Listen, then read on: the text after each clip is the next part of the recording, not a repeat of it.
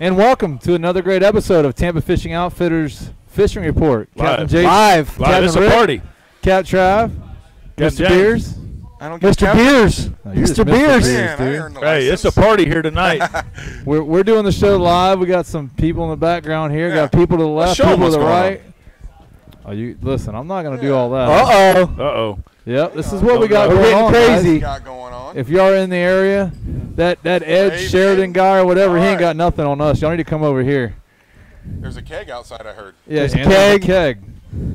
We got all kinds of stuff going on tonight. Tons of stuff. It's a great event. We do, man. I don't know where we're at because it's been hard to keep track, but we're raising a ton of funds. We're trying to raise up some money to get to the angler community up in the area that was affected by Hurricane Michael. So far, we've done a great job, and we definitely appreciate everybody coming out. It's not too late, though. Not too late. Come on. We're going to be here till 9 o'clock. Yeah, we'll bring you on the show. You can. What do we got outside? Tons of prizes. We got but not just prizes. The competitions. We got cast net throwing. Yeah. We got flipping and bass flipping. We got fly rods. Come dunk Travis. They got a dunk tank. Sprints. Oh wait, no. If you can outrun Travis in the 50-yard dash, that's points. You get a hat. Yep. You get a hat.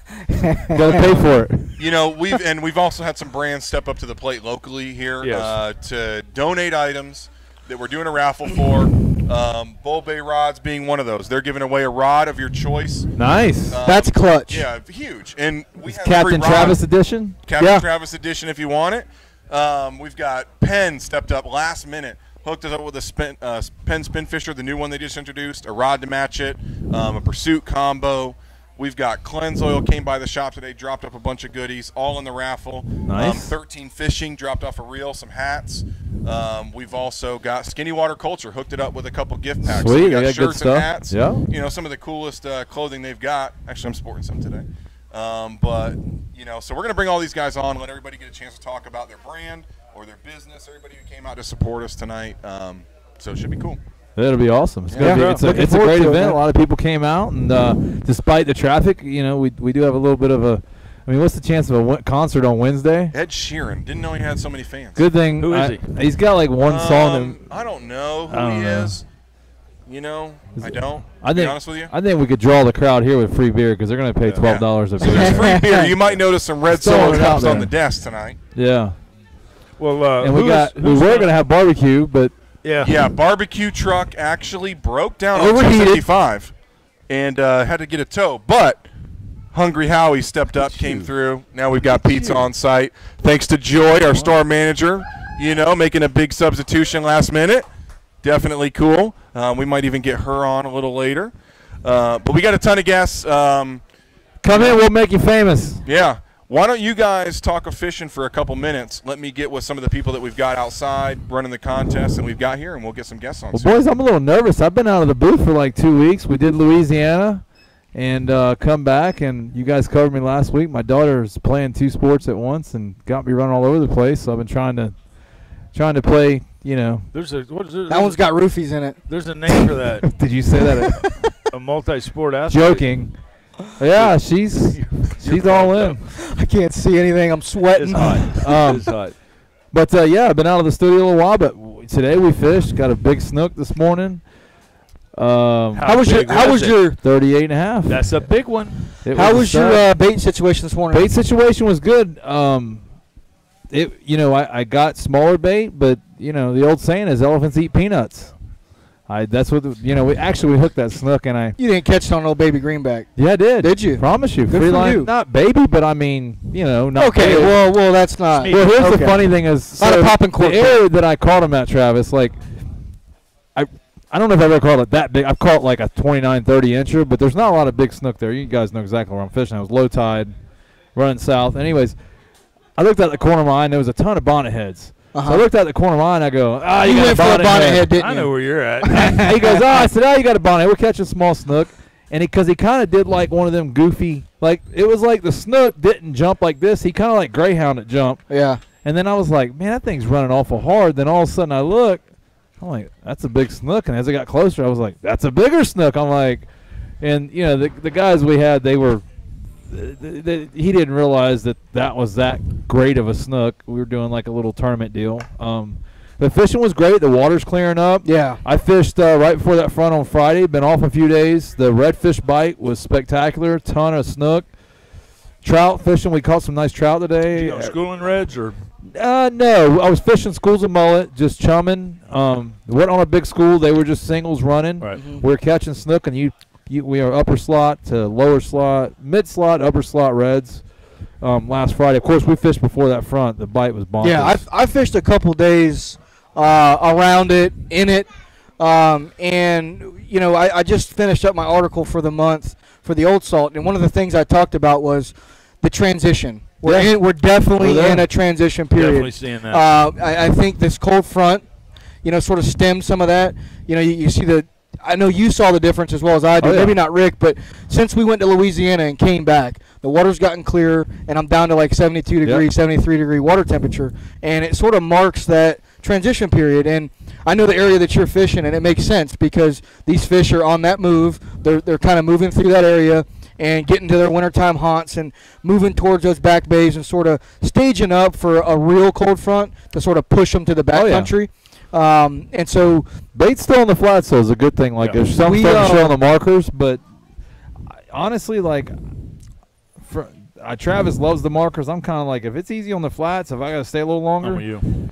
Rick said something a long time ago. I've never lost the net in the flats. Right. Yeah. So I'm okay with because once we get another 3 weeks, we're going to be a couple more cold fronts. We're going to have to go out there and deal with the wind. It's already moving. I mean, I talked to you the other day, and I ended up finding it. And it's funny. We sort of talk about bait and going to the markers and which marker has it, which marker doesn't. And it's definitely one of those scenarios where you can go to 6 different markers that we normally would go to, and they're empty. Right. And you go to one, and they're all stacked up. And the next day may be another and one. it may move. Yes. It's that it ties all into that transition period. Everything is moving around. Water temperature changing, water clarity's changing, and basically just seasonal changes are taking place. We're getting lower tides, starting to move into those wintertime tides, especially when we get the heavy north winds. So everything is moving around. I think we can all agree that it's a really good time to be out fishing. We've had some great weather. This week has been awesome for getting out and enjoying the weather itself. It was a little hot today. I mean, I was kind of surprised that. A little warm. But I just mean as far as the environment. Hadn't been super windy. Yeah. Water's been clean. Had some nice, sun to be able, if you want to see some fish and sight fish. So fishing is good right now up until we get into that real brutal cold weather, which, guys, I think we're going to have one of those this year. It's looking like it for I sure. think so. I will tell you this, and I had to pick up out of St. Pete today, and we ran into some red tide. I had to put my well on recirc. There was some areas. I would tell you this: the bay is fine. There might be some like when you get outside of the Skyway, but the bay is fine as far as I've seen. Were you on the inside of the Meisner? I was on the other side of the Meisner. What's the other bridge? Fourth, what do they call that? The other bridge you go through. I picked up a Zamora Hotel today. You know what the Zamora is? It's over there by the Don. And what it was is the water was clean until we got into the cul-de-sac style. You talking about the Skyway or like Terra Verde? It was a Terra Verde. Past Terra Verde Beach. Past Terra Verde. The Zamora's up there, out by the wharf. By the way, Jason has no idea. If Jason ever tells you a spot to go fish, it's probably like 3 miles away. I'm 100% right. The good news is I might not know the name of it, but I know where I'm going. Yeah. I start to wonder if it's on purpose. Yeah, I'm like, hey, man. Yeah, man, I caught him good big pass. Yep. Yeah, he's at Beacon. I'm like, oh, over there. I'm like, well, that's what I call There's Beacon. like 6 beacons. I mean, I've got Mary's Lake and Moses Hole mixed up for the truth. 15 years. I still don't know which. I get them every time I call Rick. Which one is this? Yeah. Like I just sorry. The good thing is you can tell him the opposite. Yeah, go to Big Pass, and he's down at Port Manatee. It's an honest mistake. It's like giving Travis a 1 on his review. I didn't mean to do it. I'm sorry. Yeah, well, I like it. That was a low blow. I like it. It sets me apart. The best part is they thought we were messing with each other. I was like, that's a little. I've got our first guest. Yeah. All right. She's one of Tampa Fishing Outfitters' very own. She's Pam Worth. Welcome, she's a Pam. Great kayak angler. I'm going to give her the mic, and I'm going to let you guys pepper her with questions. And believe me, she can take it. I like it.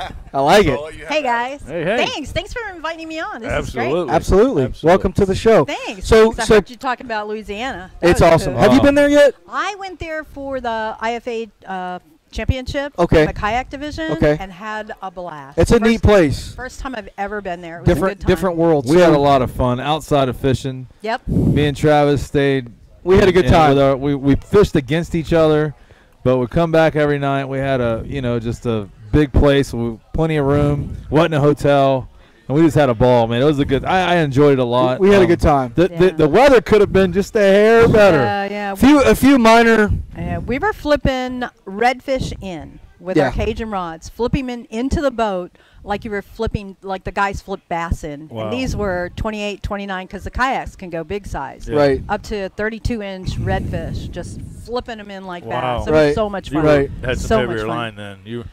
Yeah, I was fishing. I think I had 15-pound braid Wow, on that's good. and a 25-pound leader, but those rods are just freaking awesome. Yeah. But anyhow. Well, that's cool. Well, Pam, I think most people probably have heard of you or know about you a little bit, but That's scary. one of the things that really impresses me with you is when you go to the East Coast and you do some of the billfish stuff. I think that is really neat, and I think that sort of sets you apart from not only a lot of the lady anglers, but a lot of the kayak anglers, to be able to go out there and be successful at doing some of that. So why don't you tell us a little bit about what I'm talking about and some of your achievements doing that? Okay, I fish offshore as well in a kayak, and our targets are sailfish, kingfish, wahoo, and tuna. So those are the ones that I've done. It's a blast. I think the hardest thing is trying to get your kayak. They call it extreme because it's extremely hard to get your kayak down 300 yards of sugar sand to get it into the water. Once you're in the water, it's fairly, And how far are you guys getting out off the beach normally? I'm going, as far as I've gone is maybe about, over here I've gone further, but over there maybe about 3-4 miles. I'm trying to get tuna. I'm in about 450 feet of water. Sailfish, I'm anywhere between 80 and 120. Kingfish, about the same thing. Now, are we live baiting or are we artificial? Yeah, that's the only time I use live bait is when I'm offshore. I did jig, and one of my buddies, Brian Nelly, laughed at me, but I used a Spro jig and ended up with that's how I caught my tuna. And that made 6th place out of 120 anglers. Wow. So I didn't think that was pretty bad. impressive, man. Pretty impressive. And I'm fishing against kind of my kids. The average angler out there is between 20 and 30 years old. Wow. So I kind of like fishing against my kids. And what kind of boat are you in? Thank you for asking. I ride a Native. It's called a Native watercraft, and mine is a Slayer Propel. So it has a pedal system, like a bicycle pedal, that turns a prop. So it's very, very efficient and easy on your muscles. Mine is 13.5. Okay. So, yeah. So it works really well for me. And stability, you've seen me fish. I can stand in it. I have no problem. I don't do headstands. I'm old for that. But even offshore, I can stand in it without any problem at all. Right. That's good to hear because, and I'm tall. It's sort of competitor to the Hobie. Yeah. You know, has sort of been a more of a mainstream boat, I would say. And so it's nice to hear that you can do the same things. It's not the boat that does it; it's more the angler and everything else. But you know, it's nice to see that you're able to get out there and compete with some of those guys, because I know that there's other brands out there that have sort of done well in that market as well. So it's nice to hear that. And then, you know, once again, guys, Pam works at Tampa Fishing Outfitters. We got a question here. Question? What kind of jig were you using to catch the tuna? Okay, that's a great question. I was using a Spro. So what do you want to call it? Do you know Jason's what a Spro got those jig? on his boat. Yeah, the Spro jig. What do you call it? I don't Do know. I? It's like, oh you have gosh, them Kind of like a popping I can go cork. run and get. No, Oh, no, yeah. it's I'm kidding. It's not. Where's Brian? Brian, can you go get me a Spro jig real quick? It's kind of a jig head that kind of has feathers on the back end of it. That's service right there. Yeah, and See I had tipped it Queen. with a little bit of squid. So it was a great presentation. I used a chartreuse yellow green color.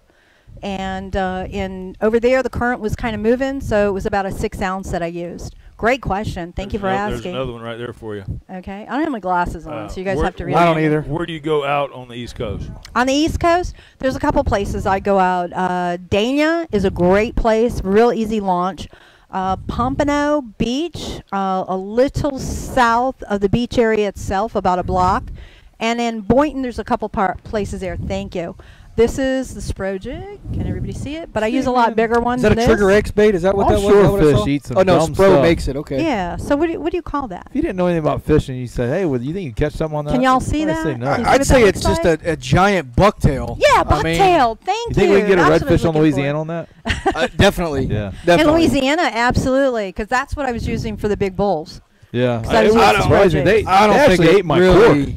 I mean, Took a chunk out of my cork like I was popping, and he missed the bait, and so I decided he's gonna eat the cork. Yeah, not that, gonna I let learned that to happen. I learned to use a popping cork over there. Really? Yeah, one of the guys took me out and showed me one-up how to me, huh? use it. it's No, I ain't one up you, it's a but I've very had- effective bait in that I've had 'em area. On one occasion, tried to get my cork here. This is a 1 ounce. In case Scott, you were asking, this is a 1 ounce. And this is in the chartreuse color, buddy. Yeah, that's the color I use, but I'm using a lot bigger, somewhere between 4 and 6 ounces. And again, I did tip right on the hook, added just a little bit of the squid. This one, and added mayhem oil. How do you call it? Menhaden? Menhaden. Thank you. I'm dyslexic. I can't say anything. Yeah, right. just put some stuff on There there. you It'd go. Put be some all stuff right. on it. Yeah. And Some jigged goo. it. And then also trolled it a little bit. It worked great. Very cool. Very Yeah. cool. And otherwise, I'm turning around my gear. I'm using, I switched up and I'm starting to use braid now, only because the mono keeps twisting on me. And if it's a 2-day tournament, I don't want to have to redo all Right. my reels. So I've been using braid. I'm using about 65-pound braid, and I'm tipping it with about, probably 50, on a sailfish by legal, it's like 15 feet of mono. And I'm using about 40-pound on that. I don't Okay. use much bigger. Not much. If I'm going for kings, still I'm using about 40 pounds, but I make my own Stinger rigs? Stinger rigs. And I've gotten, just so you guys know, who's ever out with the Kingfish tournament this weekend, I have shortened my lead line in crystal water. When you're the coast over there has water that's a lot clearer than the coast over here. So you figure about the width of the kingfish mouth, Right. and that's about as much wire. So these people who are using this much wire, I've cut back to there, Yeah. and I've outfished Well, the that makes guys that I was sense. fishing with. That makes sense. You know, Very cool. Very cool. Well, we got a few more minutes here, Pam, but before Any we other questions? move our next guest on, if you got any questions, fire them off. I have a question, Okay. and we sort of asked some of our guests this, but, you know, what's your favorite bait? What's your favorite fish to fish for? And what's your favorite place to fish? okay, my favorite bait, and so y'all know inshore, I really only use artificials.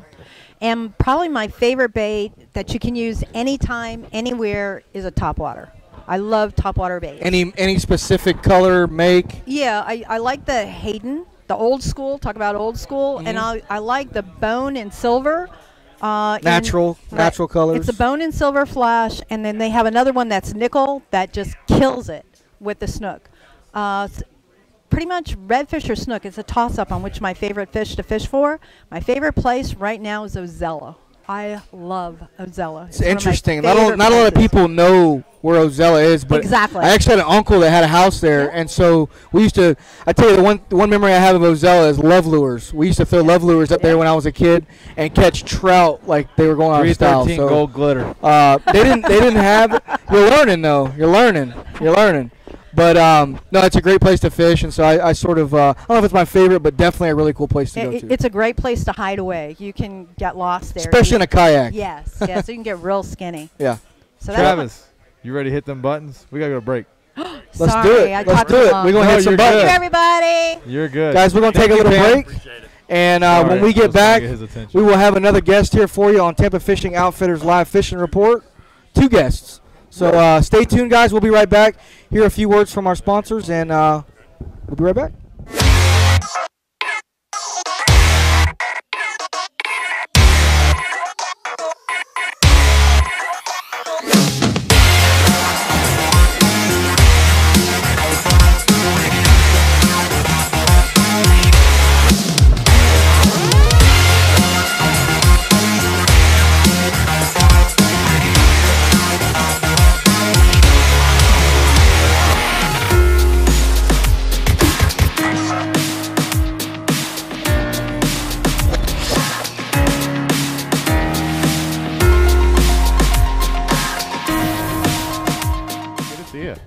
All right, guys, hey guys, we're back. Tampa Fishing Outfitters Live Fishing Report.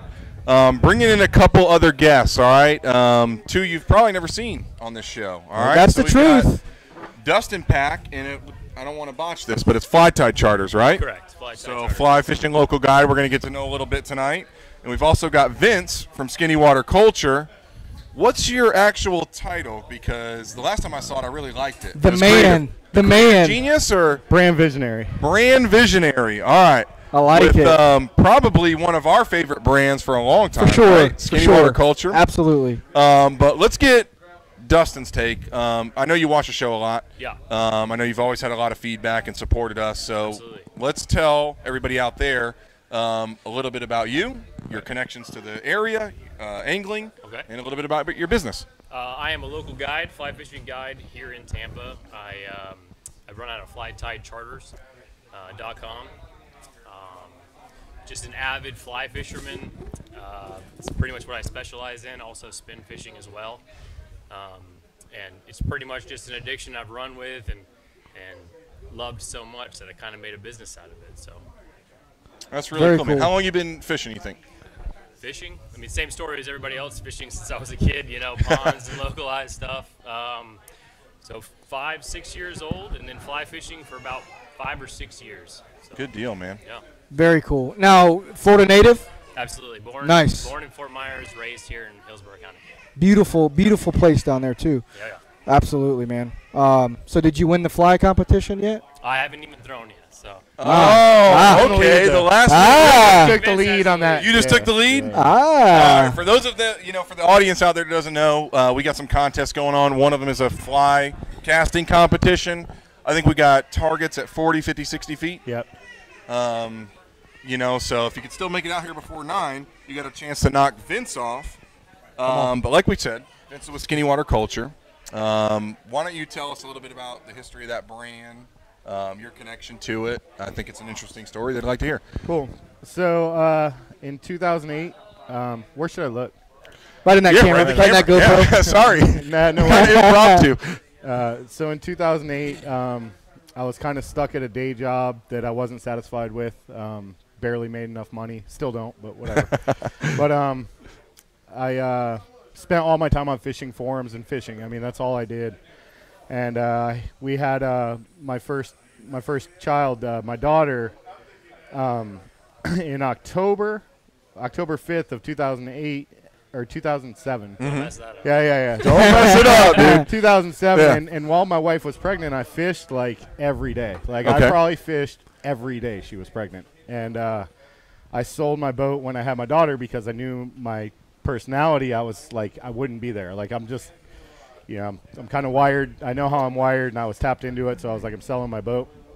So about a month later, my wife noticed I was going crazy, more or less. And I've always been interested in apparel and there was really nothing for my generation of fishermen at the time, which, you know, I was born in '76, so it was like I grew up skating and fishing and surfing, but never really wore fishing clothes or anything. And I was like, why don't we just kind of make the clothes they're making in action sports for fishermen? Yeah. Right. And that's really what that's. Thank you. Thank you. And Yeah, thank you. You know, you go back to like the microfiber and the sport tech type stuff, and whenever that conversation comes up, this is the guy. That's the We guy. were You know, the first ones if doing you that, were yeah. if you were around and really involved in fishing in the at that time pretty a small community, Oh, you very, know, yeah. and if you had never heard of skinny water culture, you were kind of like not relevant. You know what I mean? No. And so that's the way I looked at it, man. Yeah. I mean, The really, guys that brought the Florida State flag back. Yeah.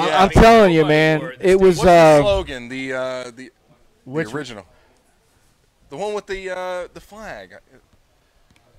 All right, I might be. Yeah, I don't know. I kind of it's like taglines I've Yeah. always stayed away from, but in the last year I kind of we had to come up with a color scheme when we went to ICAST. It's actually a couple years ago. Right. And like it was my colors are gray, blue, black, white, and I was like night or day, blue skies or gray. So we kind of have that motto now, and we have we got some products coming out with that now, but we really stayed away from taglines or whatever because I didn't really like resonate with it. I Right. guess, Yeah. you know? And it was grassroots, you know. That was the Yeah, cool oh, thing it still about is. it, and it still is, you know. But I mean, like at this point, though, I mean, it's Oh, it's a yeah. little more Started to explode, mainstream, you know. Well, we But just developed. You're talking about microfiber, so I haven't even thought about it in a long time. But we were the first company really just putting those out in Florida, at least around here. But we finally last year developed our own fabric. So now it's actually like our own, from top to bottom, everything is called by us, and I think we came out with the best fabric. Yeah. Literally awesome. on that shirt, you could Is possibly. that the fabric from the hoodie? That you Yeah, guys- the hoodie. Oh, Yeah. man. So we got that dialed in, and now we're going hard at it. So and You can the sleep, fish, or go to the bar. you can. Those things are nice. I mean, the cool thing about it is, and I'm sure it's somebody who doesn't get talked about enough, but your designer, and I'm Chase Hancock. Chase. Yeah. Yeah. The artwork on this stuff is really what you can have a shirt, but to make it look cool, Yeah. you know, and you guys have sort of been the pioneer on that, and really encourage people to buy a shirt, even if there was 3 of them sitting there. The artwork, if it wasn't the shirt, it was the artwork that sold it. And I think you guys should pat yourselves on the back Thank because you. you get Yeah. some really cool designs when it comes down to that. He never gets any recognition. I get it all, and I don't even know why. Well, I didn't mean to steer it away, he but really I doesn't, mean, so I'm glad you brought him up. But, you know, but I'll say that our philosophy, really early on, and still is for me and him at least, is when you design a graphic T-shirt, like it has to be something that if you're broke and you walk into the store, you still have to buy it. right. Yeah. Like, Right. 'cause you're just If like, it's that your doesn't last exist few anywhere bucks, else. You have to have it. His one Yes. of his latest ones, the always waiting, never ready Yeah. pattern with the guy with the fly line wrapped all around his legs. Yep. I tell my clients that all the time Yeah. because it is. It's It so resonates true. with you. Right. Exactly. That It's happened. So true. Right. It happens I all the fished with time. him. Well, I fished with him in Jacksonville, low tide, fly fishing, low tide, like negative tides for belly crawlers, and every 30 feet he had me in front of 2 more fish coming at me, and I blew all those casts, Yeah. every one of them. Don't Lined feel up. bad. I do the funny. same thing. You step And then on your line, it's he about drew your that leg. night. Like Yeah. he drew it. He's like, check this out. That's where it comes from, though. That's real. Yeah, that's, yeah. That's why people can relate to it Yeah, yeah, because the avid angler, even not the avid angler, can get something out of it, and you can sort of resonate with it and connect. So it's really cool stuff. If you haven't checked out Skinny Water Culture, you can come into Tampa Fishing Outfitters. Yeah, We've they got got it a all. great selection They here. They got it all. And follow them on Facebook. Yeah.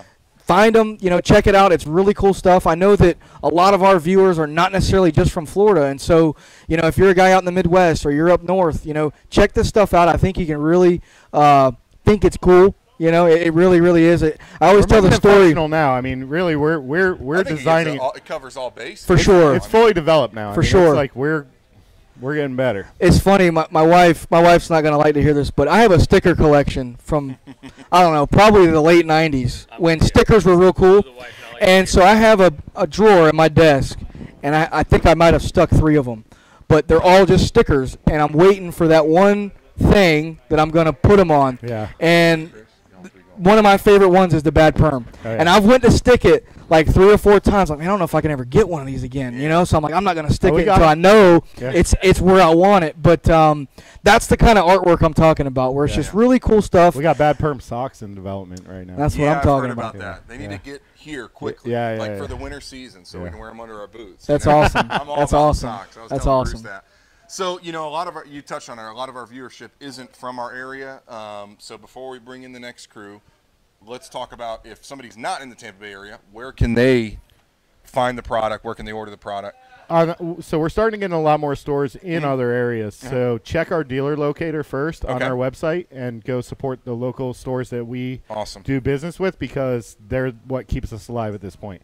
But if there isn't one near you, or you go there and they don't have it or don't want to order what you want, you can go to our website, skinnywaterculture.com. Cool. Awesome. Now, very cool. We've got a bunch of traveling anglers. You know, last week it was somebody from Seattle, you know, but all over. You know, the spin fishing, I know you do that. The fly fishing, you do that. If somebody needs to get in touch with you, what's the phone number? How can they reach out to you? My website's flytidecharters.com. I'm on Instagram at flytidecharters. My phone number. Oh, sorry, I just wanted to hear you. This is newbie. Sorry. You're good. So flytidecharters.com. My phone number is 813-356-8324. I specialize in fly fishing and spin fishing. If you need to go bait fishing, call one of these guys. Yeah. They will take care of you. Yes. But I specialize in fly fishing here in Tampa Bay and the surrounding areas. So if you want to get out, give me a call, and we can definitely hook that up and make it happen. You know what? I was going to disconnect with you, but I'm really curious about the boat. What's going on? Do we have a next boat picked out? We do. He does. Yeah. Right. So the next boat will be a Hell's Bay Marquesa. Wow. It should be done January, hopefully, hoping for the best, preparing for the worst, maybe February. But definitely be in time for tarpon season, which is what it's for mainly. But yeah, Hell's Bay Marquesa. Awesome. Seafoam green and aqua mist line. Oh, man, I got to get out on that. All right, well, good deal. Nice. Well, hey, I can't thank you guys both enough from the store side of things. You know, we've got this cause we're trying to promote tonight. You helped organize a big supply drive. We're going up this week for a tournament and next week with supplies. Awesome, man. And you know, and I appreciate you including the stores in that. We're trying to raise some funds for the same cause. So, on behalf of the store, thank you guys. You know, and the show. Appreciate you, Justin. Thanks, good seeing you guys. out here, guys. But come out and challenge one of these guys at the fly casting competition. We can't let these guys walk away. All right. So, yeah, man. So as we're getting ready for the next group, we've got the guys from Inshore Society, who are not, you know, they've been out here in the last couple of weeks. So we're going to bring them on. So fortunately, they're kind of familiar with tapping in and getting on the mic. So go ahead and step up.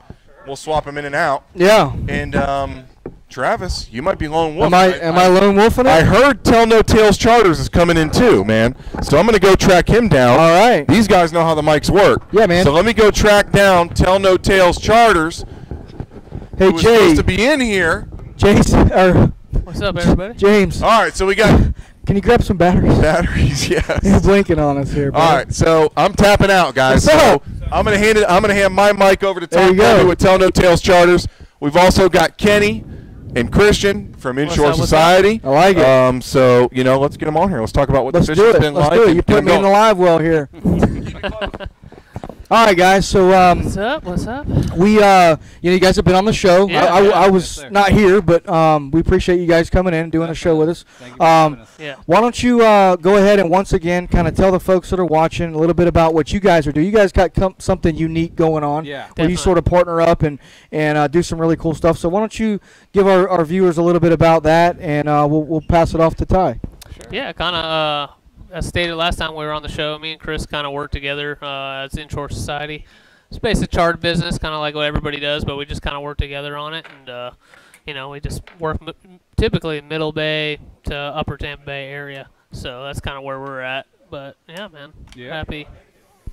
So the question is how long have you guys been friends? Oh. Because I know that if Jason and I decided that we were going to be partners on fishing, I'd get all the charters and he'd go out of business. Yeah. So explain to us a little bit about how this came to be. That's a joke.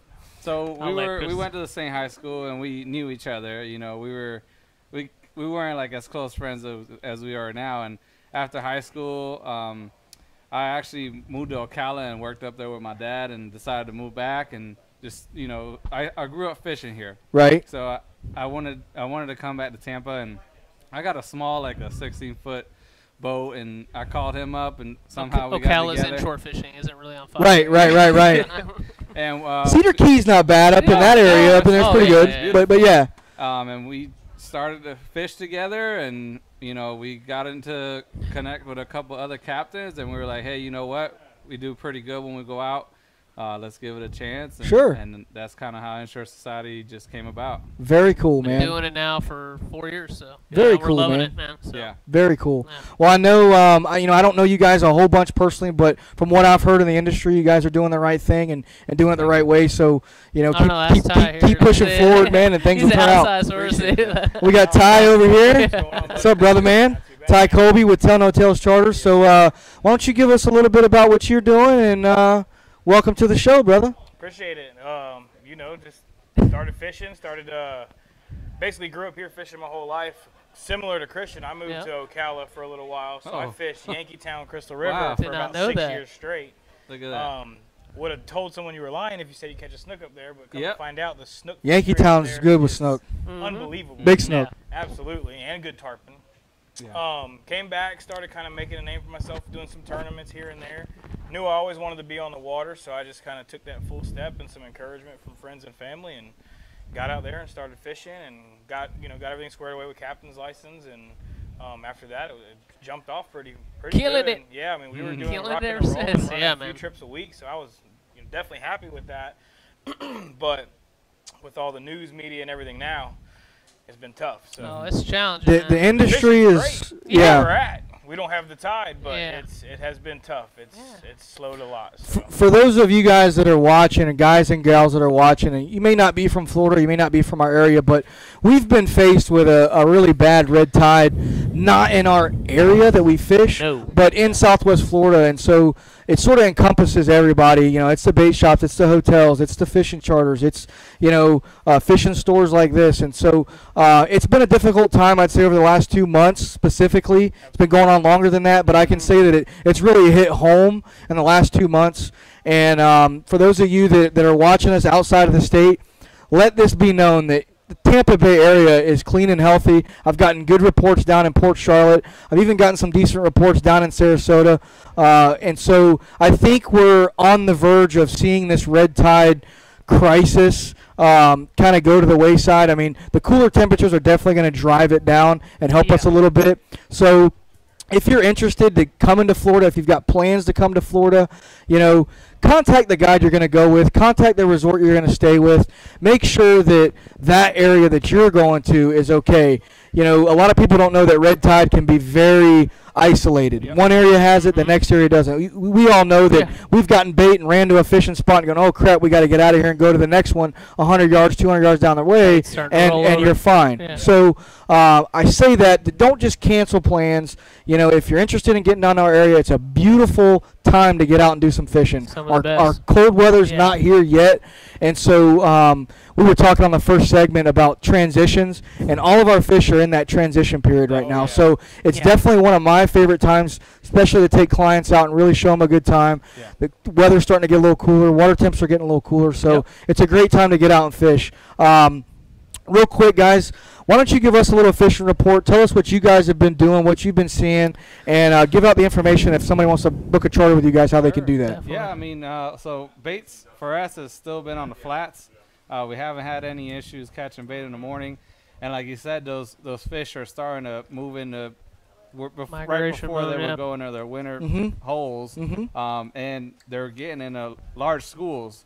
So it's definitely a good time of year right now where you could catch them on a feeding time. Sure. Water temp has a high amount of catches for the day. Yeah, absolutely. Water temps definitely help that. Water has cleared up significantly. I mean, it's super clear. You go across the flat, there's just life everywhere over the flats, and bait's healthy, so that makes our job a little easier in the morning. But that sight fishing game. Oh yeah, man. I mean, it's some of the best time, and I mean the bite. I cannot complain about the bite. I mean, it just that cooler temp just. These fish come out of those hot summer months. They get lethargic during those months, and they're willing to feed. Without having to be, enticed. Feeding heavily. Absolutely. You get high numbers. They know winter's right around the corner. Trying to put that weight on for that winter time. Exactly. So it's But yeah, I mean, been really good. High number of fish on our trips, and everything. I mean, we're fishing one spot and catching inshore slams, and you can't really complain about that. No, definitely. The bite's been good. The amount of species is really kind of at the top of its game. I mean, I ran a half-day trip yesterday, and we went about 3 or 4 different spots in the same area.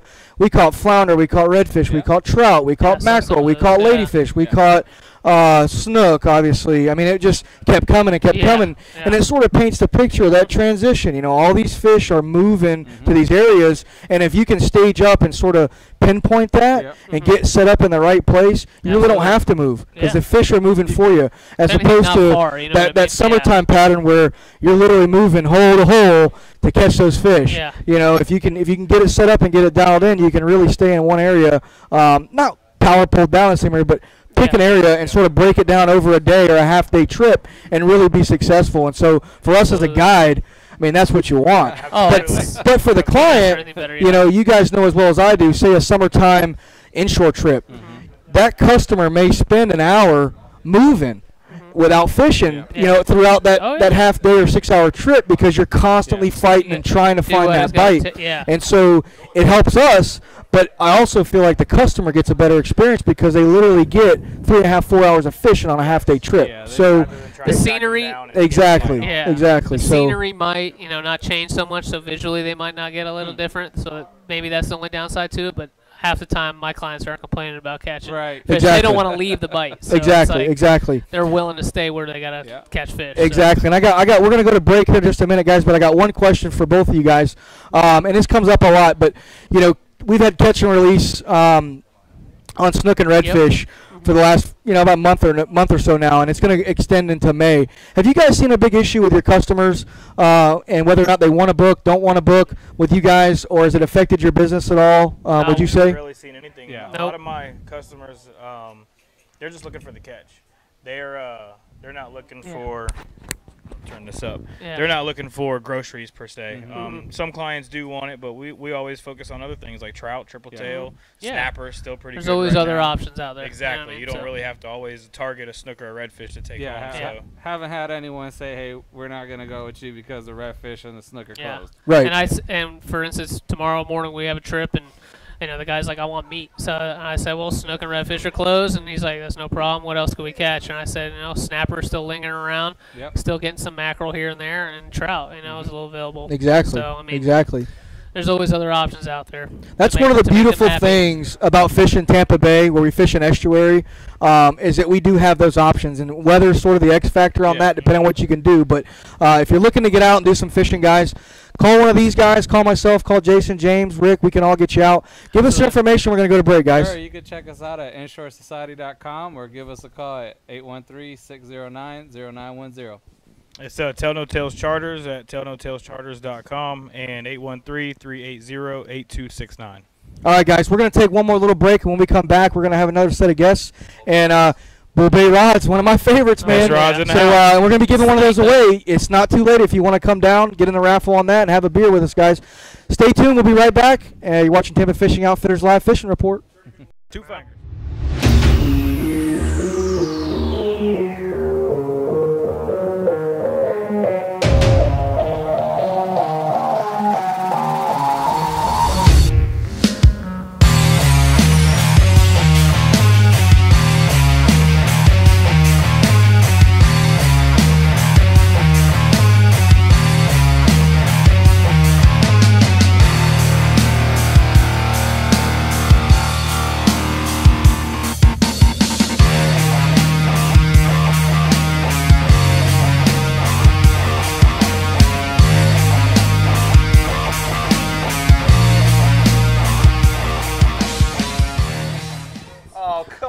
Alrighty, guys, we are back. You're watching Tampa Fishing Outfitters Live Fishing Report, and that's real. That's real. See that right there? That's real, son. You got to get on my diet, boy. So stand. I can't stand no more, dude. Anyway, guys, welcome back. You're watching Tampa Fishing Outfitters Live Fishing Report. Myself, Captain Travis. Captain Jason's going to hang with us on this segment. We've got Rick with Bull Bay Rods here, which is one of my favorite products that I have on the boat. You and I talked a little bit before the show, and I've been using those rods for quite a while. I actually have the second Bull Bay rod that was ever made. Kelly's a real good friend of mine. I got to get it and show it to you. It's really cool. And then, of course, Dustin is now running the ship on that and doing a great job, and picked up Rick. So, Rick, tell us a little bit about yourself, what you do, and what you do for Bull Bay Rods. Sure. I'm basically director of sales for Bull Bay, which means I'm on the road selling fishing rods, talking to guys like you, pounding the pavement, man, knocking on doors, doing what I can, spreading the love, trying to get what we can get out there, and absolutely get a little piece of real estate and let people know who we are and what we're all about. Cool, man. Cool. Made in the USA too, right? Made in the USA. Made in Lakeland, Florida. That's right, man. Every one of them. That's his USA. We had this conversation up there. They are. Every one of them made in Lakeland, man. It's pretty cool. Pretty neat stuff. Which means a lot. It does. It does. And so outside of Bull Bay rods, I mean, tell us a little bit about what makes a Bull Bay rod a little bit more unique than some of the, say, the big box stores, some of the bigger brands. Let's talk a little bit about the rod itself. I've worked with some other rod companies in the past for many years, and one of the things I can say about Bull Bay is I think you can say innovation comes from necessity. Go a little closer. Hang on. We're going to get you. There you go. Sure, right how's there. that? There you go. Better. Innovation is born out of necessity. So Bull Bay rods were kind of born that way. A lot of rods in the market, a lot of inshore rods out there. We're a very unique market in Florida.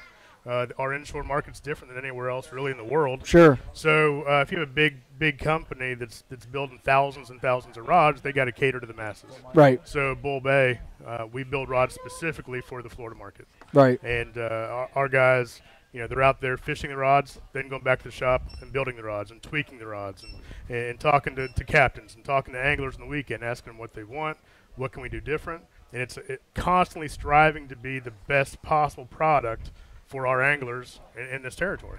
And I think that goes, we were just talking to Vince with Skinny Water Culture, and you use the term grassroots. Yeah, man. And Bull Bay is no exception to that. Grassroots as it can be. And I can remember when Kelly first had the idea that I'm gonna make a rod. Yeah. And he was a kayak guy, and that's sort of where it came from. And he built my rod. And I want to say it was about 2 weeks after he built my rod, I went straight to his office. He was over in Lakeland at his financial deal. And felt a little weird. I didn't realize what was going on. And I thought I was walking into a rod manufacturer. And I walked into a financial advisor. Absolutely. And so anyway, I walk in there with this rod, he's in a suit and tie, and I'm going, listen, man, this is what we got to do. I mean, we got to change this. We got to tweak that. We got everything with open ears. Yeah. Not one thing was like, oh, well, this and that. Everything was open ears. They went back. I'm not going to say they did exactly what I said, but they definitely took it in and made improvements on the rod. Some of those things that they do today came from those types of scenarios. Absolutely. Listening to the anglers and really putting a rod in somebody's hand that they want to use. It started out with just one or two different styles of rod. You had a inshore spinning rod, and it sort of just festered into this product line that was really driven by need. Absolutely. People were saying, oh, I need a tarpon rod, I need a gripper rod, I need this rod, I need that rod. For years we've had bass rods that everybody said, oh, well, you can use this for snook. Right. You can use this for redfish. Or you can take this trout rod and use this freshwater trout rod, use it for speckled trout. And that's fine. Right. But why aren't we building rods for us? Exactly. So that's where this came from, and that's where, so between, they're super lightweight, they're super sensitive, and super durable. Mm-hmm. And if you have a problem, we're in Lakeland. That's right. That's right. Come talk to us. Yep. And they come a lifetime warranty. And I can tell you right now that next question is what the lifetime warranty. It is, and it is honored. I can promise you that. Yeah. I know the people personally, and I can tell you that in their heart, they're good people. They do business right, and they take care of their customers. And there's a lot to be said for that. It's one of those companies you can go to this factory, this rod production facility, and you're going to see and meet the owner of the company. You're going to meet the guy who wrapped the guides on the rod. You're going to meet these guys, and they're going to ask you, how'd you break it? What happened? What can we do? Is it something we did? And try and figure out how to make things better. Absolutely. Absolutely. Rods in general is a tough market. There's a lot of companies out there. There's a lot of decent stuff out there. seems like you guys do a pretty good You have job. to hold that up. Can't hear me. Separate yourself, which is a good thing. I guess it's probably like the charter business. It's pretty competitive. Yeah, very competitive for sure. So, just like us, you got to separate yourself and say, this is why we feel we're better, yeah. and back it up. But yeah, man, you guys got a nice rod. Travis has showed me some of them at the dock, and real nice blanks. I like the tip action, but it's got some backbone on the inshore. I haven't messed with your tarpon ones. I don't know if you. Dude, we've got a couple of them over here. I personally, I've used one, I think, and actually I got dusted on the hook to get me some for this tarpon season coming up. Yeah. So I'll be loaded this year with tarpon rods. A lot of blood, sweat, and tears when developing those things. You ain't lying. Me guiding for a living, Travis. Inshore rods you can get away with a little bit of. It's the same thing with reels. You can get away with a little bit of error, but tarpon rods have got to be tough. You're fighting fish that are triple the weight of what the rod's actually designed. And depending on the type of tarpon fishing we're talking about, whether it's fishing the pass, fishing the beach, throwing a live crab, throwing a shiner, whatever it might be, you're asking that rod to do a lot. Yeah. So you're asking to have a light what it's designed to do. Oh, for sure. Yeah. To have a light enough tip to throw a crab. Cast. To cast it, and you're using 60, 80-pound braids sometimes on this rod, so you're going to cast this light crab, and then you want to have enough backbone to horse this fish in 12, 15, 20 feet of water. It's a lot. Braid changed the game on rod. Oh, man, braid. Major. I mean, wow. Big game changer. Big game changer. I mean, I call it, people are like, people still know what braid is. It's hilarious. They get people on the boats. I'm like, what is this? I'm like, it's Superman line. They go, what do you mean? I was like, it's thin and strong. Like, it's Superman line. Yeah. And you talk to an angler who's new to the game. Those have been doing all our lives. We grew up fishing monofilament, and then we got braid, and it's like, whoa, this whole new world, Yeah. You have someone who started fishing 10 years ago. Yeah. They don't know anything but braid. Nothing to compare it to. And so then when you start talking about setting hooks or loading up on a fish, and you're using a rod that's rated 12 to 25 pounds, but you're fishing 16, 80-pound braid, something's got to give. And I can tell you that even, you look at the braid technology and you talk about how did it change the rods, and it changed them a lot. The guides, most importantly. And, Rick and I were talking before the show a little bit about when I got my first bull bay, and I used a competitor rod for a number of years on my charters, and I got this bull bay rod, and the ultimate test was, take a similar rod, same line, same reel, same weight, same leader, everything, and just cast it and see what the difference is. And I can honestly tell you it was 20 to 30 feet further with a bull bay rod than the competitor rod that I had been using. And to this day, I'll still stand behind that. The guides, the Fuji K guides, and some of the newer products that are out have been designed for braid. Specifically to fish braid. Exactly. And one of the many issues we have with braid, we've all done it. You get a wind knot, you throw a loose loop, it wraps around the guide. There are guides built specifically now for braid, so when that loop wraps around, it comes off the guide. And you've got spacing as well. The whole guide train, the size of the guide, the spacing, all that goes into everything from loading up the blank for casting to the accuracy and the distance. And all those things go into the results. Absolutely. One thing to think about when for the consumer looking at buying a rod, so there's a lot of reel manufacturers that make some pretty good rods out there. The way I look at rods is reel manufacturers specialize in making reels. Rods is kind of like a complement. Sure. Rod manufacturers specialize in making rods. Right. So I think when you think in that perspective, and the price point really don't change. I think everybody's about the same. So why not go with somebody that specializes in the product that you're wanting to buy? So it's the same thing with when you book a guide. There's guys that are really good at reds. I mean, we're pretty versatile in Tampa, but there's certain guys we know that if you want to go tarpon fishing, that's what they do. Anything else, they'll catch you some fish, but they're specialized at doing that. Sure. So I kind of look at rods the same way. I've noticed a big difference by using rod companies for rods, and I never really paid attention to it. I actually made the switch, and it's like, wow, it is a difference. These guys are putting the extra effort to make it that much better. Right. And I think just to kind of highlight that, one of the unique things, and I've thought about this for a while, is you've got companies that have been in an industry and changed to an industry that's changed. You guys have a company that has started an industry that was changing and sort of built it as like almost simultaneously as technology was changing in our industry, and so I feel like Bull Bay has sort of always been on that forefront of the change. What's hot? What's the new thing coming out? And you guys have done a good job at staying with that pace. And it's a growing brand. It's a growing company. And one of the advantages of being a small growing company, we're nimble. So when change is happening and there's demands to the fishery, we can change with those demands on the spot. So whereas a larger company, man, they're a year, 18 months away. They've got that booked out already. Right. We can change it today. They've got rods going out the door that are accounted for. And, I mean, I don't know how rods are right now, but everything else in the industry is back ordered. Yeah. Well. So if you're back ordered, you really can't make a whole lot of changes. Yeah. And, I mean, everything seems like it's back ordered. But, yeah, you guys got a good product out there. Thank you. Yeah, we're very proud of it. Very cool. Hope everybody else likes it too. It is. Real quick, we got about a minute left here, Rick. Why don't you give us the information? Sure. You know, obviously, guys, you can come to Tampa Fishing Outfitters. They've got a full line of Bull Bay rods in here. Everything from your inshore stuff all the way up to the tarpon and grouper rods. James and any of the staff here at Tampa Fishing Outfitters can get you set up for the rod that will be best suited for what you're doing. Otherwise, you can follow Rick's advice here and find them at any other retailer or online.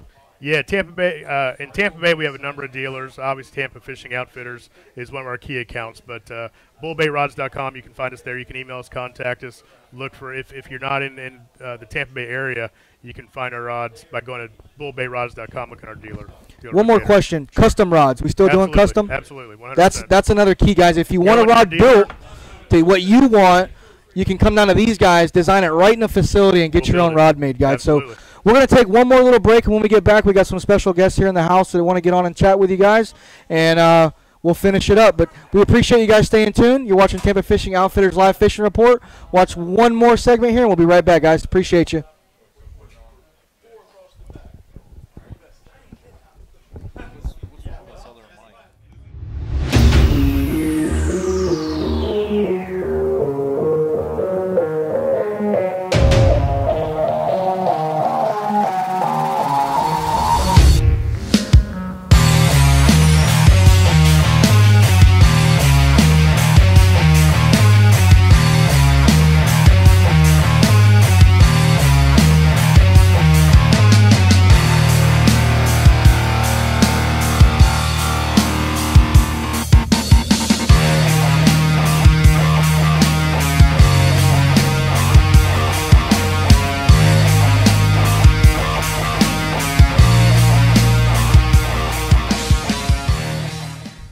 All right, guys, we're back. Final segment of the night, man. It's starting to wind down. We're down to the final hour of our event tonight. Jason and I are the only ones left. Travis tapped out, but I'll tell you who's going strong. We are. That's my beer. That's my beer. Yep, that's my beer. Thank you. Travis. But one beer and you're done, okay? One beer and he's done. But, Trust hey, me. I'll tell you what. We're going strong. Just don't give him Fireball. The show's going strong. The cast net competition, the fly casting, the bass flipping's going strong. And we got two of our best viewers here, man. I know man. We see you guys on every week, dude. We got Eric Olson, nice. Jace Massaro, who's one of my, not too far from me. He's one of our neighbors down in the South Shore area. Right. I like it. So I thought it'd be cool. Bring them on. Let them talk about kind of the fishing they like to do. You know, what do they find valuable in the show? So let's start with Eric. I mean, tell me about your connections to the Tampa Bay, angling area. Yep. What it is you like to do. So I'm actually new to the Tampa Bay area. 2 years here. I grew up in Atlanta. I've fished my whole life. I've done all sorts of every kind of fishing there is. Relatively new to inshore fishing. Yeah. So, I mean, but I bass fished my whole life. So not a huge stretch. But, learning the snook, learning the redfish, habits, and, learning how to find them, catch them, and whatever else. And that's really where, I've got hooked onto this show. Yeah, we've had a lot of conversations about that, back and forth, whether it's at the dock or on the water going out, he's coming in. And so, because I fish up on the north side of the West Bay. Yeah. So where you end up fishing. So absolutely. All this, just concentrating on weeding and whatever, just trying to learn the area. Awesome, man. A lot of area don't learn. It is, man. No, yeah, well, of course, yeah. Now, he's opposite of you. I know that I talk to him a lot, and I can't really offer you a lot of advice because I'm never on the South Shore anymore. I grew up there. But, Jace, he's from your neck of the woods, man. He likes to get down there on the South Shore, hit it by kayak, right? Yes, sir. Yeah, so how long you been fishing, man? I've been fishing, saltwater fishing about 2.5 years. Yep. Awesome. Bass fishing, probably I'd say about 3 years. Cool. So yeah, I've been doing that, and really the transition to saltwater fishing came from my uncle. Mhm. He took me out fishing one day in Cockroach Bay, and after that I was like, well, I'm gonna go after. Why catch bass when you can catch snook? There you go. Yep. Yep. Exactly. So what Actually, I'm going to bass do is very is I'm going to connect you to him on Facebook. Yeah. So he can start giving you the tips down there because, man, For that's his sure. area. You know, I can tell you from, you know, I'm a few years younger than him, and I know he's been doing it Making me feel old now. a long time. But Yeah, he's got a wealth of knowledge, man, got a and few that's one of years the under my guys we've belt. always looked up to on the South Shore. is Yeah, it's Jason. cool, man. Hey, I'm just an average guy wanting to fish and stubborn and done it for a long time. So He's right about that. Stubborn for sure. Stubborn and average. If No. if I give you a wrong spot, it's On purpose? It's not on purpose. No. It's on purpose, right. I really don't know where I'm going on the chart, but Right. I know where I'm going in the boat. So it's a good area to fish, man. You'll catch a lot of fish. I tell you, the South Shore is different from Gandy and St. Pete because you can't go across the bridge and look and see where people are fishing. You actually have to get in the boat and do it the hard way. Yeah. I remember going across the Skyway and looking out. It must be a school of redfish at Conception, or you could just look off the Skyway and see where there's fish. Yeah. South Shore's nice, man. It's a rural area. On any given day, you can typically, if you know what you're doing, go find a spot to yourself. Where Gandy, and I'm not an expert at Gandy. I've fished there plenty of times. Well, we like to get off the beaten path like you do down It's a the lot South harder Shore. to get Yeah. off the beaten path Yeah. at Gandy. Go north. Yeah. Yeah. But go north, don't go ground. Right. That's the tricky part. It's a cool area, though. Yeah. I like it. I grew up fishing that. When I go into Cockroach Bay, it reminds me I was a kid, man. We Yeah. used to fish there. Used to didn't catch a whole lot, but I fished. Listen, I think that speaks to the diversity of the bay, where you kind of make your living, where I kind of make mine, where he likes to fish, where he likes to fish. It just shows how vast the fishery is and how open it is to have two totally separate areas of two, similar styles yet different. And there's something for everybody up there. Yeah. I'll tell you one thing guiding that I can say for anglers, and every year that I do this, I feel I get better. I think when you feel like you're not getting better, you need to quit. The biggest thing is go to places where nobody is. Yes. And go to places that aren't the community spots, because when you do find fish, it's going to be harder. But when you do, it's Lot going more to be cooperative. game on. Yep. Yeah. And you're going to have stuff to yourself. And there's this self-gratification of saying, found these on my Found own. it. Yeah. Now, don't think that it's going to stay that way, because, man, I've been in the game 15 years on guide, and it is a different Especially if you ballgame. post pictures. Yeah. Yeah. If you post stuff and somebody's on Yeah. your stuff, well, that's just part of the game. But, get out there and do some homework, find your own spots. Yep. If you do have some good spots, look for different stuff on your days. Share them. Yeah. What Yeah, all- share 'em with I everybody. share I them. think you're on the right track. There's and- plenty of real estate in the bay. I mean, one of the biggest tips, through doing seminars, through answering questions on the show, from being a guy, taking people out, and I think you guys get it, is sometimes put the rod down. Get on the trolling motor, get on the paddle, get on the kayak. Don't focus on catching fish for a day, and focus on covering ground and being observant in the water and what's going around. Where are the potholes? Where are these fish staging up? When I come around this point, where's the nose of those fish facing? I think you learn so much, and it can teach you, and it's an investment. But if you just put the rod down for one day and get out there and make your way around, you're going to learn so much. And That is a lot easier as a guide, because I wouldn't say fishing's not as fun, but we go out there, we're like, whatever. But I remember prior to being a guide and fishing all the time, Yeah. it was like, man, I want to go out there and you're on a bite, you just want to keep catching it. You want that moment to last. So that's very tough as an angler for us. It's like, catching 30 snook is we do it all the time, so it's not a huge deal. So it's easier for us to go scout. I actually enjoy getting out and just looking. I don't need to catch fish. Yeah. So I kind of get it. Like Right. we say that, Exactly. but it's easier when you have the pleasure of being able to do that. Yeah. During the week and put the time in. With that being said, I don't get out a lot on my own too much anymore, because the problem with guiding is you have to run it like any other business. And I was at my desk for 2 days that I had off, working on my pro staff deals and trying to get business going with with all the stuff going on now. It's been tough. So the business part takes over. That's what really sucks about guys sometimes. Yeah. But the fishing part, there's still office work. Fun. Hey, you guys work where I pay to play. You know? Yeah, I know. And I was on the outside, and I was the opposite of you too. And so I'm still familiar with both perspectives. So I can appreciate where you come from, I appreciate where you're at, and where I want to be. So it's just two different ends of the spectrum. I will say this too, guiding as long as I've been doing as many days, is that I'm fortunate that I've actually met James and Travis that are younger guys that they've kind of driven me a little bit more. Travis drives me because we fish tournaments together, and me and him are like days of thunder. Like if we're in two wheelchairs, we'll be rubbing and racing. I can attest to that. Like, yeah, I mean, like we're competitive, but being around these grumpy younger guys, old men. That's another movie that comes to mind. Or grumpy old men.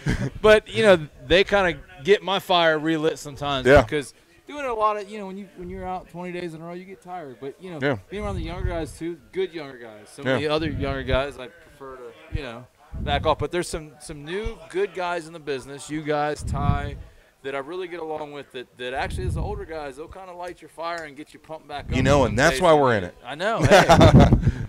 Well, that's cool. Well, speaking of which, I want to light your fire on the cast net competition.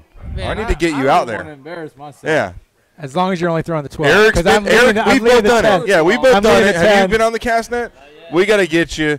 But we're pretty much out of time, guys. But hold on. We're not out of time. Where's Little Man? Hey, Little Man, Mason. We need you out here. He's been running around like let crazy. me ask you a question, man. You watch the show faithfully, week in, week out. What is it about the show that you like? What can we improve on? What do we provide you? Well, it's literally something I just said, which is sharing spots. If you watch it long enough, I know where you fish. I know where you fish. When you talk about, hey, you say one little thing. Okay, I know exactly where you're fishing. And you don't get that. You don't. I will tell you, I'm a voracious researcher when it comes to fishing and studying. Yeah, and that's the pieces. It's really I know where you're fishing. Yeah. I know where you go out. If I want to go follow you out one afternoon off the Gandy, I can. I know where you're going. I mean, and there's something to be said for that, which is being able to get real world intel, not some guide. Is that like I'll get customers say, "Oh, were you up over there?" I say, "Yeah, I was over there." I said, "Well, you don't care too much." I said, "That stuff's going to change in 3 days." Yeah, doesn't matter. Yeah, no, of course. It literally like every 3 or 4 I think days. you build a book on that. You build a book. Understand. I think what you are understanding, and by our conversations, is the conditions we're looking for. Yeah. Are we fishing outer flats, potholes? Are we fishing up under trees? Are we fishing rocks or on bridges? And I think you pick up on that. So I know where you're going. Jace, if you could only target one fish for the rest of your life, that's easy. What would it be? Oh man, this is a hard one. I would probably have to say redfish. Good answer. I'd have to go snook. I like it. Yeah, snook's easier, but red. Tell me why. I don't know. I mean, just something about the way they eat topwater. I love that. So I would love to catch. Have you ever been to Louisiana? No, I have not. Dude, let me tell you it'll change your life. If you think redfish fight good here, it is like somebody injected them with steroids. Legit, like they hit different. We hooked some redfish on popping corks that launched out like bass, airborne. I mean, it's just like somebody's injecting them with steroids. It really is. If you ever get a chance to make it out there and do some red fishing, you should. It's cool. Yeah, cool. New destination on my list. Heck yeah. Did we lose our little ones? We did, man, and our GoPro's about to die. But Eric, thank you, man. We appreciate your support of the show. We appreciate the support at the store Jace, too, nice man. Jace, you're gonna bump into him, man. I will. Yeah. He and I met because he saw my boat at a gas station one day and messaged me on Facebook. Oh, and, yeah? Just had a couple questions like, dude, anything you need, let me know. So that's cool. It's been a pleasure, talking back and forth with you. You can always reach out to me. Any of the guys on the show, that's what we're all about, is we want to help everybody have a better time out there, So thanks. We appreciate all the support from you guys tonight watching it. If you can, give it a share at the end of the night. If you didn't make it out tonight, sorry we missed you. Next week. Next week. 13th, guys. Florida Guides Association. Tuesday. Whatever, November 13th. Yeah, Tuesday. Florida Guides Association regional meeting. We're going to have it's a gathering. You don't have to be a guide. And it's not for guides only. We want guides to come. You don't have to be a member. But we want Eric and we want Jace too. Yep. Right. So we can have the average anglers out there. You can sign up to the Florida Guides at this meeting. If you're an angler, we have an anglers section of the Florida Guides, and we're going over some good stuff. But it's going to be at Hula Bay at 6:30. You got it, man. I'll be there. Done. All right, guys. All right, fellas. Till next week. We're still on for Wednesday next week, right? Yeah, what's Wednesday? Our show that we do every come on. week. That's a given. Oh, man. All right. Well, I hang out with young guys. We will see you next week. That's why I'm lighting the fire under him. Me and you, 12-foot cast net. Let's go. We'll see you next week.